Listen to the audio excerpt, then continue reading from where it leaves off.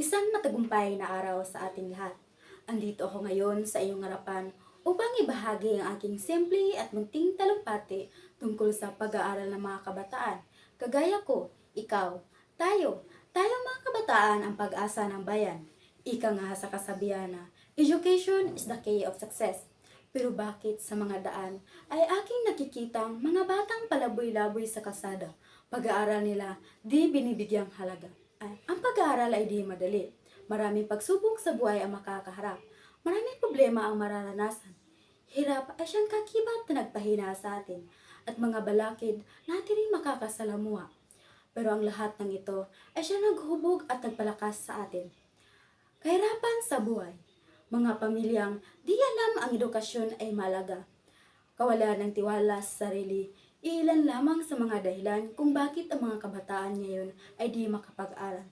Tayo na may nasimulan na, ngayon pa ba tayo susuko? Bilang isang estudyante, naranasan ko rin ang mga pagsubok sa buhay na nagpahina sa akin at nagpaisip sa akin na tumigil na sa pag-aaral. Naalala ko pa, no ako'y nasa sekundarya, no ako'y makaharap ng mga pagsubok sa buhay sa aking pag-aaral. Kagaya ng pagliban sa klase dahil sa impluwensya ng kaibigan ng aking mga barkada.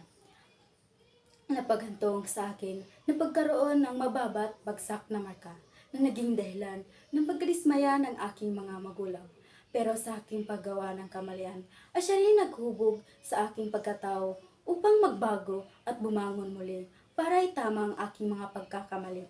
Dahil sa aking pag-aaral, nakamit ko ang mga pagsubok sa buhay na makapagtapos ng sekundarya at makatungtong ngayon sa kolehiyo.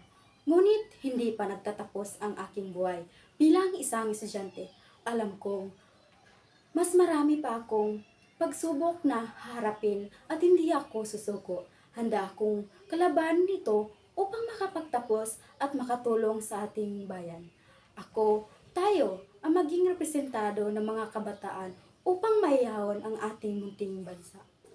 Kaya mga kapwa ko kabataan, mga estudyante, huwag tayo mawala ng pag-asa. Ipagpatuloy natin ang ating nasimulan. Pagtulungan natin itaguyod ang ating bayan. Dahil kung hindi tayo, sino? Tayo na may napag-aralan, tayo na nabigyan ng pagkakataon na makapag-aral, ngayon pa ba tayo susuko? Iligtas natin ang ating munting bayan tungo sa magandang kinabukasan. At yan lang po, ako si Riza M. Dumuso mula sa Bihasa Ed Filipino 2C. Maraming salamat.